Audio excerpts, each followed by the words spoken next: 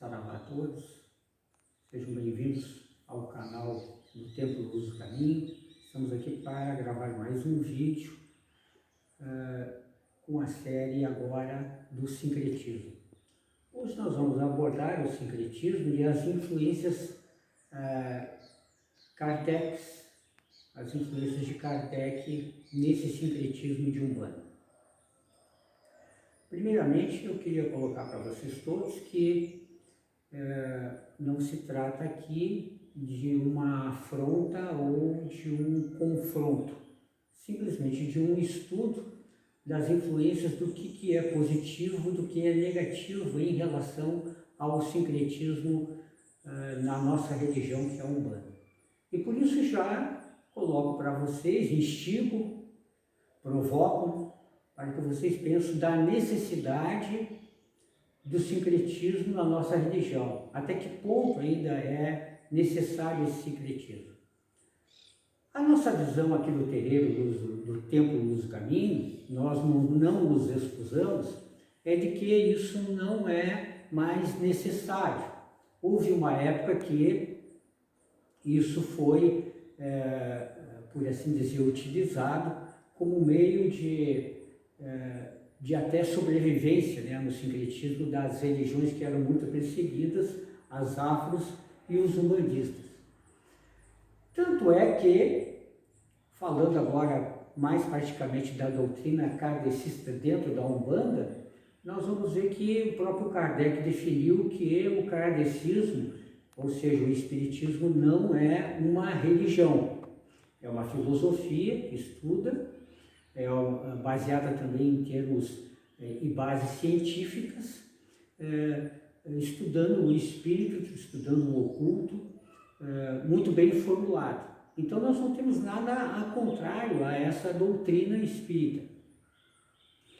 Mas, dentro da Umbanda, ela teve forte influência em muitos terreiros, inclusive passou-se aí chamar alguns terreiros, vários terreiros de influência de base espírita. E até no nome, né?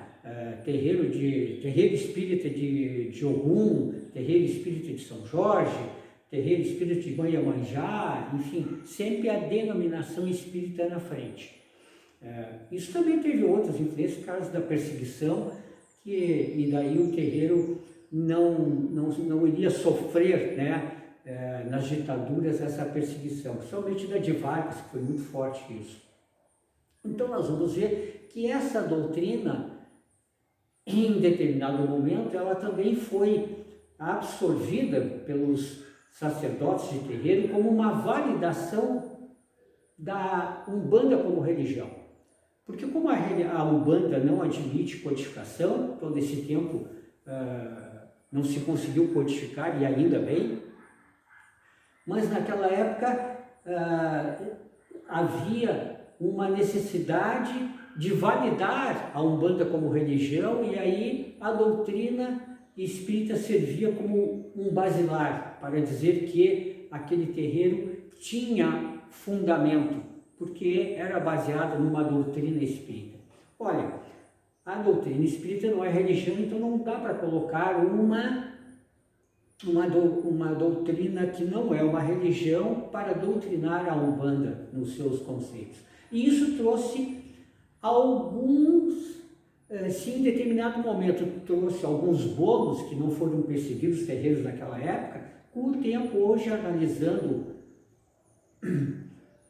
distanciado no tempo e espaço, trouxe alguns benefícios para a nossa religião.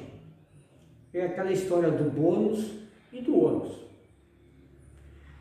Vamos enumerar algumas coisas aqui para ficarem bem claras. Por exemplo, ao se admitir a doutrina dos espíritos dentro do ideário umbandístico, se alterou muitas vezes até a forma de apresentação das entidades. Porque na doutrina espírita era considerado, por exemplo, e foi considerado, por exemplo, determinadas manifestações como primitivas de espíritos não evoluídos Ou dos caboclos, por exemplo, chegavam e muitas vezes assobiavam, davam o seu assobio, como se estivesse na Mata Virgem, ou dando algumas características vocálicas que são determinantes dos próprios caboclos, e isso foi interpretado como um primitivismo, ou seja, engessar o caboclo Parazinho não poderia fazer nada disso. Outra coisa que ficou também muito evidente com o tempo foi que muitos médios e muitos terreiros passaram, né, a não estarem descalços no terreiro. Essa é uma outra influência kardecista, ou seja, né, o branco, né, e o tênis dentro disso. O que a Umbanda faz o quê? Faz a conexão da terra com o céu. A terra com o céu, ou seja, as energias entram pelas mãos e descarregam pelos pés.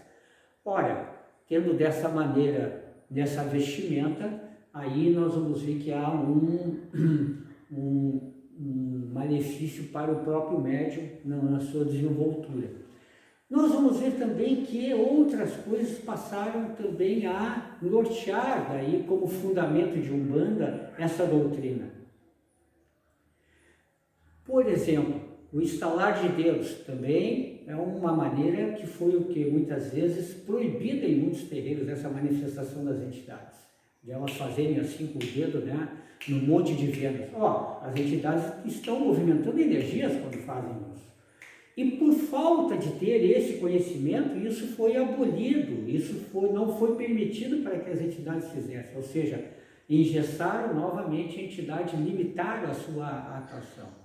Nós vamos ver também outra coisa que ocorreu nos terreiros, foi o uso da bebida e do fumo pelas entidades, sendo muitos chefes de terreiro ainda dizerem que esses espíritos não necessitavam disso, porque eles não eram viciados, que só os espíritos viciados é que estariam pedindo o fumo e a bebida, o que é um absurdo. As entidades de Umbanda, elas, num processo magístico, tanto da bebida como do fumo, e que nós poderemos amanhã ou depois até fazer um vídeo específico sobre essas magias, é usado como elemento, né? O charuto, né, e o cachimbo usado como elemento eóleo e ígneo, e a bebida como um elemento hídrico de higienização. Então nós vamos ver que esta padronização da doutrina espírita para um ambiente completamente diferente, que só tem em comum a mediunidade, e assim a mediunidade em aspectos totalmente diferentes, pois a mediunidade na Umbanda é diversa da mediunidade kardecista. Nós vamos ver que trouxe várias limitações e daí elementos magísticos deixaram de existir dentro de um terreiro. Por fim, não menos importante, não me querendo me alongar, nós vamos ver também que ao se introduzir a doutrina kardecista dentro do terreiro de Umbanda, como o kardecismo todo está apoiado na religião abrâmica, ou seja, na Bíblia também, nós vamos ver que uma entidade da Umbanda, uma vibração da Umbanda, que faz parte da Umbanda, ela foi simplesmente abolida, que é o que? A manifestação dos Exus. Porque a maioria dos espíritas, e até infelizmente por causa disso, até muitos umbandistas atrelam, por exemplo, a atuação de Exu como um diabo cristão, católico, né? O que é também um absurdo. Então se deixou-se de atuar numa faixa vibratória importantíssima, né? Que é o outro lado, que é a quimbanda, nos terreiros, para a defesa dos próprios terreiros, e até a derrubada de preconceitos, e passou-se o quê? A abolir Exu. ou seja, os terreiros praticamente que seguem a linha doutrinária de Kardec raramente trabalham com Exu, pois ainda estão atrelados a esses conceitos de que Exu é o diabo cristão. Então nós vamos ver que não tendo a atuação dos Exus e deixaram de ter a compreensão o que esses guardiões, isso trouxe um malefício muito grande para a nossa religião. Então, está mais do que na hora de nós, cada vez mais, termos esse bate-papo que nós temos aqui, essa instigação, essa provocação de tudo aquilo que faz parte ou não da nossa religião. E uma coisa que eu quero também colocar para vocês, que o sincretismo, em determinado momento, em determinada fase, principalmente no século passado, ele teve sacerdotes que trouxeram elementos da teosofia, outros trouxeram do Rosa Cruz, outros do kardecismo, enfim, mais recentemente Umbanda e apometria, mas eu digo, tudo isso é para a Umbanda, mas não é da Umbanda, não é da Umbanda.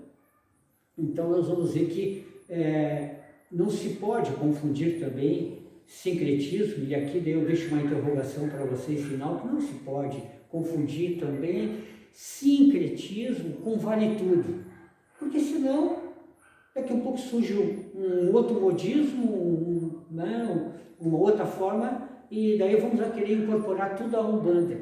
Vale tudo mesmo a Umbanda? Porque quando nós não temos esse cuidado e aceitarmos o vale tudo, só porque nós queremos que a Umbanda abarque tudo, nós estamos enfraquecendo e deixando de reconhecer qual de fato é a nossa doutrina, e de perguntar para as nossas entidades se isso é da Umbanda ou não é da Umbanda. Então fica aqui essa instigação final para todos vocês. Luz no caminho, paz no coração, até a próxima. Saravá.